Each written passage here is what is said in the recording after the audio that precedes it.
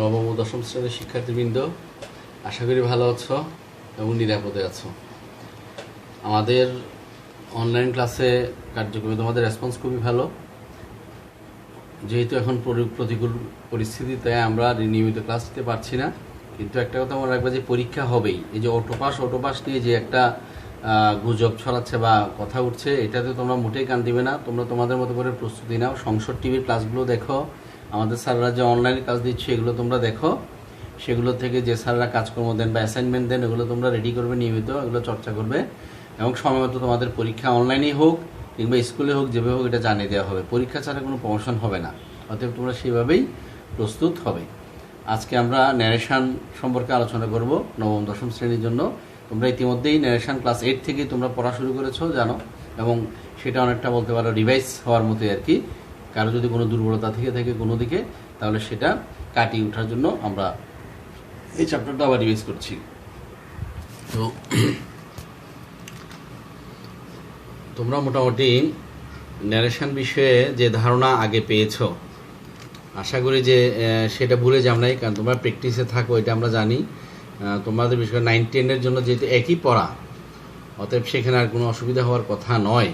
নবম এবং দশম শ্রেণী যেহেতু একই পড়া, সেটা ভর্তিকার এসএসসিতে হয়। এখানে দেখো একটা ছবি, মা তার সন্তানের দিকে তাকিয়ে খুব হাসি খুশিভাবে বলছে, মানে mother said to the baby I am happy.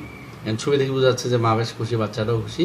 Mother বলছে, mother said to the baby I am happy. তোমরা নিশ্চয়ই বুঝতে পেরে গেছো যে এটা একটা ডিরেক্ট নারেশনের এক্সাম্পল। ডিরেক্ট নারেশনটা আমরা কী করে বুঝি? ডিরেক্ট নারেশন বোঝার অন্যতম উপায় হচ্ছে ইনভার্টেড কমা। তোমরা পাঞ্চুয়েশন মার্কস যেটা আছে, তোমাদের একটা টপিক্স আছে, এই পাঞ্চুয়েশন মার্কে তোমরা যে কমা এবং ইনভার্টেড কমা সম্বন্ধে ধারণা পেয়েছো। কমা এবং ইনভার্টেড কমার ভিতর অংশটাকে কি বলে তোমাদের মনে আছে? Right, reported speech. এই রিপোর্টেড স্পিচটা সবসময় ডিরেক্ট নারেশনে ইনভার্টেড কমার ভিতরেই থাকবে, এবং এর বাহিরে যে সেইট বাট রয়েছে, এখানে মাদার হচ্ছে সাবজেক্ট এবং দ্য বেবি হচ্ছে অবজেক্ট। মাদার শব্দটা হচ্ছে সাবজেক্ট এবং দি বেবি হচ্ছে অবজেক্ট, আর সেইট হচ্ছে রিপোর্টিং ভার্ব। এবং আই এম হ্যাপি ইনভার্টেড কমার ভিতরে এটা হচ্ছে রিপোর্টেড স্পিচ। এবার দেখো এইটার এখানে আরেকটা নতুন টেক্সট এসেছে, mother said to her baby that she was happy. এখানে ওই সেন্টেন্সটা যে অর্থ, এটারও একই অর্থ। এটার অর্থ মা তার বাচ্চা বেবিকে বলেছিল আমি সুখী, আই এম হ্যাপি। আর এখানে বলছে মা তার বেবিকে বলেছিল যে তিনি সুখী ছিলেন। অর্থাৎ এটাকে ইনডাইরেক্ট করে এটা আমরা পেয়েছি। এখানে দেখো কোনো ইনভার্টেড কমা নেই এবং দ্যাট দ্বারা যুক্ত হয়েছে বাক্যটা। এখানে আবার কিছু চেঞ্জ, তোমরা জানো যে ডিরেক্ট নারেশনকে ইনডাইরেক্ট করতে হলে কিছু জিনিস পরিবর্তন হয়। যেমন ইনভার্টেড কমা উঠেছে, এখানে ইনভার্টেড কমা কোথায় কি বসবে সেটার জন্য আবার কিছু রুলস আছে। যেমন অ্যাসার্টিভ সেন্টেন্স হলে ইনভার্টেড কমা উঠে দ্যাট হয়, অপটেটিভ হলো ইনভার্টেড কমা উঠে দ্যাট হয়, এক্সক্লেমেটরি হলো ইনভার্টেড কমা উঠে দ্যাট হয়। যেহেতু এখানে আই এম হ্যাপি, এই সেন্টেন্সটা অ্যাসার্টিভ সেন্টেন্স, তাই ইনভার্টেড কমা উঠে দ্যাট বসেছে। Mother said to her baby that she was happy, এবং এখানে আই ছিল, আই এম। এই আইটা দেখো খেয়াল করে চেঞ্জ হয়ে এখানে শি হয়েছে, তার মানে ডিরেক্ট নারেশনটা ইনডিরেক্ট হয়েছে। এবার আমরা যে ইতিমধ্যে জেনে গেছি যে নারেশনটা দুই প্রকারের আছে, ডিরেক্ট এবং ইনডিরেক্ট, যেটাকে অনেক সময় স্পিচও বলা হয়, ডিরেক্ট স্পিচ এবং ইনডিরেক্ট স্পিচ। অনেক সময় আবার নারেশনও বলা হয়, ডিরেক্ট নারেশন আর ইনডিরেক্ট নারেশন। তো দেখো আমরা এখানে আরও দুই একটা এক্সাম্পল নিচ্ছি। যেমন the girl said to mother I am happy. আগের সেন্টেন্সটার সাথে মিল রেখে এটা দেওয়া হয়েছে। আগেরটা হচ্ছে mother said to her baby I am happy, আর এখানে হচ্ছে the girl said to mother I am happy. এবার এটাকে ইনডাইরেক্ট করলে দেখা হচ্ছে the girl told mother that she was happy. The girl told mother that she was happy. অতএব বুঝতে পারছো নারেশনটা দুই প্রকার থাকে, যে speeches or narrations are classified into two kinds বা টু ক্লাসেস, দুই ভাগে বিভক্ত। দেখানো হচ্ছে ভাগগুলা, এদিকে হচ্ছে ডিরেক্ট স্পিচ এবং ওদিকে আছে ইনডিরেক্ট স্পিচ। এগুলো তোমরা জানো, তারপর আবার তোমাদের মনে করিয়ে দেওয়ার জন্য আমরা এবার তোমাদেরকে একটু করতে হবে কি, তোমরা দুইটা এক্সাম্পল লিখবা ডিরেক্ট স্পিচের এবং দুইটা লিখবা ইনডিরেক্ট স্পিচের এক্সাম্পল। ডিরেক্ট নারেশনের দুইটা এবং ইনডিরেক্ট নারেশনের দুইটা এক্সাম্পল তোমরা লিখো, সেটাকে আমরা চেঞ্জ করব। এবং এই নারেশন চেঞ্জ করতে হলে আমাদের টেন্স বা ভার্বসের কিছু পরিবর্তন করতে হয় সেটা তোমরা জানো। যদি এটার ক্ষেত্রে আবার রোল হচ্ছে কি, যদি ডিরেক্ট নারেশনের রিপোর্টিং বা পাস্ট টেন্স হয়, তোমাদের মনে আসছে নিশ্চয়ই যে ডিরেক্ট নারেশনের রিপোর্টিং বা পাস্ট টেন্স হলে ইনডিরেক্ট নারেশনের মধ্যে পরিবর্তনগুলো আসে, বিশেষ করে ভার্বের বা টেন্সের ক্ষেত্রে পরিবর্তনগুলো হয়। যদি ডিরেক্ট নারেশনের রিপোর্টিং বার প্রেজেন্ট ফর্ম থাকে তাহলে বা ফিউচার ফর্ম থাকে তাহলে ইনডিরেক্ট নারেশনের মধ্যে ভার্ব বা টেন্সের পরিবর্তন হয় না। তো যদি আমরা দেখি যে ডিরেক্ট নারেশনের রিপোর্টিং ভার্বটা তোমার পাস্ট টেন্সে আছে, তাহলে এই ক্ষেত্রে ইনডিরেক্ট নারেশনের যে রিপোর্টেড স্পিচের ভিতরে এই যে এখানে চারটা দেওয়া আছে, এম ইজ আর থাকলে ওইটা ওয়াজ বা ওয়ার হয়ে যাবে, আবার ওয়াজ ওয়ার থাকলে হ্যাড বিন হয়ে যাবে, শ্যাল বা উইল থাকলে শুড বা উড হবে, হ্যাভ হ্যাজ ডিড থাকলে হ্যাড প্লাস পাস্ট পার্টিসিপল, অর্থাৎ হ্যাভ বা হ্যাজ থাকলে হ্যাড হবে, আবার ডিড থাকলেও হ্যাড দিয়ে তারপর ভার্বের পাস্ট পার্টিসিপল ফর্মটা দিতে হবে। ক্যান বা কোড থাকলে, যেমন ক্যান থাকলে কোড হয়ে যাবে, মে থাকলে মাইট হয়ে যাবে, মাস্ট থাকলে মাস্ট রেখে দেওয়া যায়, আবার হ্যাড টু ব্যবহার করা যায়। তারপর আছে তোমার যদি মানে প্রেজেন্ট ইনডিফিনিট হয় এটা পাস্ট ইনডিফিনিট হয়ে যাবে, আবার পাস্ট ইনডিফিনিট হলে পাস্ট পারফেক্ট হয়ে যাবে।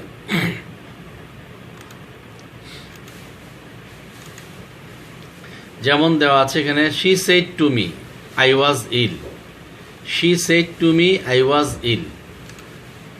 এখন এটা হচ্ছে ডিরেক্ট স্পিচের নারেশন বা উদাহরণ। এখানে আমরা ডিরেক্ট করবো যে সুবিধার্থে আমরা এই জিনিসটা এখানে নিয়ে এসেছি। তোমরা খেয়াল করে দেখো যে এখানে শি হচ্ছে সাবজেক্ট, শি বসে গেল এই সেড টু। যদি রিপোর্টেড স্পিচ যদি অ্যাসার্টিভ সেন্টেন্স হয়, রিপোর্টেড স্পিচে অ্যাসার্টিভ সেন্টেন্স হয়, তাহলে আমরা রিপোর্টিং ভার্বের ক্ষেত্রে সেড টু রাখতে পারবো, আবার টোল্ড করতে পারবো।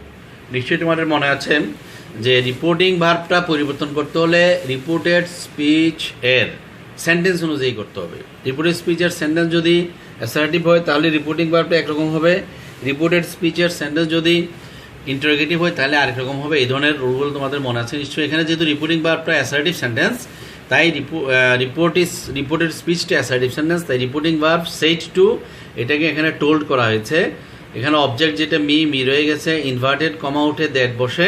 আমি আগে বলেছি অ্যাসার্টিভ সেন্টেন্স, অবজেক্টিভ সেন্টেন্স এবং এক্সক্লেমেটিভ সেন্টেন্সে দ্যাট বসে। আমরা এখানে অ্যাসার্টিভ সেন্টেন্স নিয়ে গুরুত্ব দিব আজকে। দ্যাট বসে, তারপর দেখো আমি।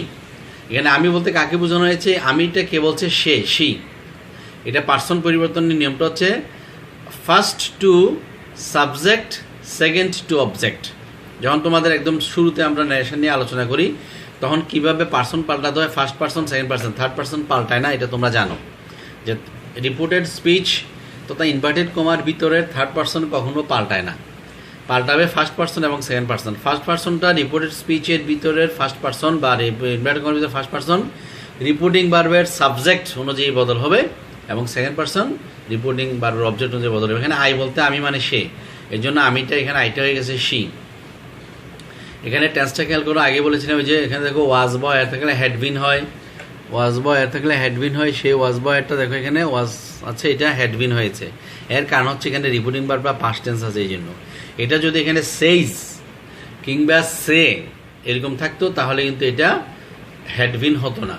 তো যাই হোক এখানে পাস্ট টেন্স আছে, এই জন্য ওয়াজটা হ্যাডবিন হয়েছে, ইল শব্দটা পরিবর্তন হবে না, এটা অ্যাডজেক্টিভ এখানে বসে গেছে।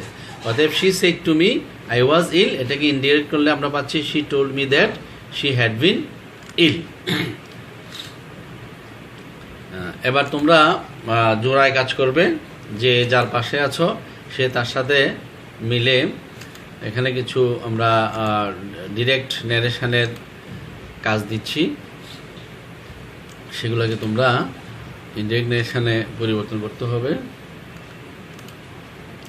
এর আগে যে আমরা ভার্বের চেঞ্জের সাথে সাথে তোমাদেরকে আরেকটা চার্ট দিয়ে দিচ্ছি, সেটা হচ্ছে তোমাদের মনে আছে যে ওখানে যেমন আই এম হ্যাপি বা আই এম ইল, এই কথাগুলোর মধ্যে আইটা কি শি হয়েছিল, এটা কিভাবে হয়েছিল এবং কোন ফর্মটা। অর্থাৎ আমরা জানি যে প্রোনাউনের সাবজেক্ট, অবজেক্ট এবং পজেসিভ তিনটা ফর্ম থাকে। প্রোনাউনের সাবজেক্টিভ ফর্ম বা যেটাকে আমরা সাবজেক্টিভ ফর্ম বলি অনেক সময়, এটাকে আবার তোমার সাবজেক্টিভ ফর্মও বলা হয়। কেস যেটা আমরা বলি আর কি, মূলত কেসের ক্ষেত্রে নমিনেটিভ কেস বা সাবজেক্টিভ কেস, অবজেক্টিভ কেস এবং পজিটিভ কেস। বিশেষ করে তোমরা ভয়েসের ক্ষেত্রে সাবজেক্ট অবজেক্টের সাথে পরিচিত, আই থাকলে মি হয়, উই থাকলে আস হয়, ইউ থাকলে ইউ, হি থাকলে হিম, এরকম। ঠিক ওইটাই সাবজেক্ট ফর্ম, এটা হচ্ছে অবজেক্ট ফর্ম। এবং এটা হচ্ছে পজিটিভ ফর্ম। কোনটার কি হয় সেই চারটা এখানে দেওয়া হয়েছে তোমাদের সুবিধার্থে। এবার দেখো she said to me I was ill. এবার এটাকে আমরা যদি ইনডাইরেক্ট করি, মানে এখানে দেখানো হয়েছে যে সেটটা যে রিপোর্টিং ভার্ব, শুরুতে যে আমরা উদাহরণ দিয়েছিলাম, আর আই ওয়াজ ইল এই অংশটা হচ্ছে রিপোর্টেড স্পিচ। এখানে সেড রিপোর্টিং ভার্ব, এটা রিপোর্টিং ভার্বের সাবজেক্ট, মি হচ্ছে রিপোর্টিং ভার্ব অবজেক্ট, আর এই আই ওয়াজ ইল পুরোটাই হচ্ছে রিপোর্টেড স্পিচ। এটাকে হি said to me I am writing a letter, এটা হচ্ছে ডিরেক্ট নারেশন। এটাকে ইনডাইরেক্ট করার জন্য দেখো দেওয়া হচ্ছে হি told me that he was writing a letter. এখানে আইটা হি, তাহলে ডিরেক্ট নারেশনে দেওয়া আছে হি said to me I am writing a letter. এটাকে ইনডাইরেক্ট করা হচ্ছে, এখানে এই যে হি থাকবে, ওই যে সেড টুটা যেহেতু এটা assertive sentence, I am writing a letter এটা একটা অ্যাসার্টিভ সেন্টেন্স, কারণ অ্যাসার্টিভ সেন্টেন্সের শুরুতে সাবজেক্ট থাকে। তোমাদের নিশ্চয় মনে আছে এখানে আই সাবজেক্ট, তো রিপোর্টিং ভার্ব হবে। সেড টু রাখলেও তোমরা পারবা, টোল্ড দিলেও পারবা। এখানে he told me that, inverted কমোটে দ্যাট বসছে। এখানে আইটা খেয়াল করো, আমিটা হচ্ছে ওই যে বলছিল হি, এই জন্য এখানে হি হয়ে গেছে। তারপর টেন্স বদল হয়ে, যেহেতু রিপোর্টিং ভার্ব এখানে সেড পাস্ট টেন্স, এই জন্য এমটা হয়ে গেছে ওয়াজ, হি এর সাথে ওয়াজ। যদি এখানে আই থাকতো তাহলে ওয়াজ হইতো, ই হলে ওয়ার হতো। এইভাবে আইয়ের সাথে ওয়াজ, হি এর সাথে ওয়াজ হয়। আইটা হি হয়েছে এই জন্য ওয়াজ হয়েছে। রাইটিং এ লেটার এখানে কোনো পরিবর্তন হবে না। দেখো এখানে মার্ক করে দেখানো হয়েছে পার্সন পরিবর্তনের রুলটা। অতএব আমরা দেখতে পাচ্ছি যে if the subject of reported speech is first person, the subject will change according to the reporting verb subject. অর্থাৎ আমি যেটা আগে বলেছিলাম যে রিপোর্টেড স্পিচের ফার্স্ট পার্সন রিপোর্টিং ভার্বের সাবজেক্ট অনুযায়ী পরিবর্তন হবে, সেই কথাটাকে বলা হয়েছে।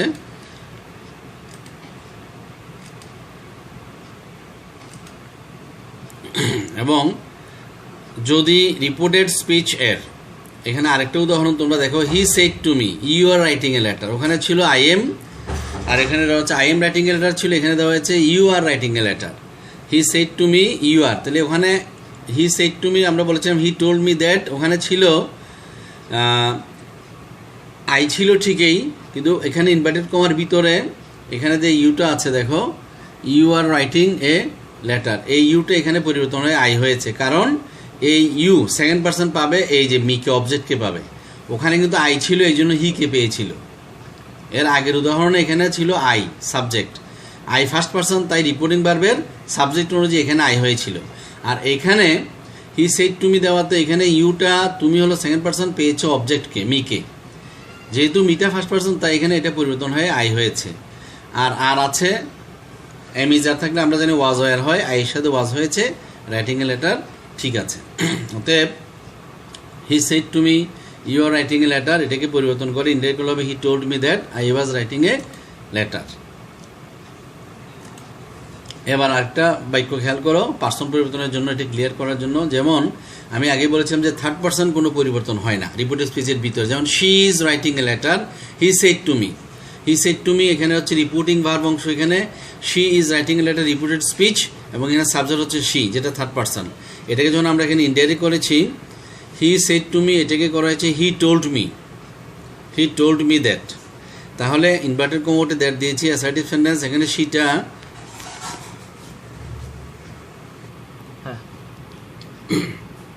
আচ্ছা। তাহলে দেখো এখানে এর আগে তোমরা স্ক্রিনে হয়তো দেখেছো এটা আই ছিল, এটা ভুলবশত প্রিন্টিং মিস্টেক হয়ে গিয়েছিল। তাহলে এখন দেখো he said to me she is writing a letter, তো এখানে শিটা হচ্ছে থার্ড পার্সন, এটা এখানে এসে পরিবর্তন হয় নাই, পরিবর্তন না হয় শি রয়ে গেছে। হি told me that she was writing a letter, কারণ এখানে শি থার্ড পার্সন পরিবর্তন হয় না, তাই এখানেও পরিবর্তন হয় নাই, শুধু টেন্সটা পরিবর্তন হয়। এখানে she is writing present continuous tense ছিল, ইজ ছিল, এটা ওখানে ওয়াজ হয়ে পাস্ট কন্টিনিউয়াস টেন্সে রূপান্তর হয়েছে। এটাই দেখানো হয়েছে if the subject of reported speech is third person the subject will not change, পরিবর্তন হবে না, এটাই আমরা এখানে বুঝাতে চেয়েছি। তো আমাদের আজকের ক্লাস এতটুকু পর্যন্তই থাকবে, পরবর্তী অংশ আমরা পরবর্তী ক্লাসে পড়ব। তোমরা একটু অংশ বাড়িতে ভালো করে প্র্যাকটিস করবে। ওকে, ধন্যবাদ সবাইকে।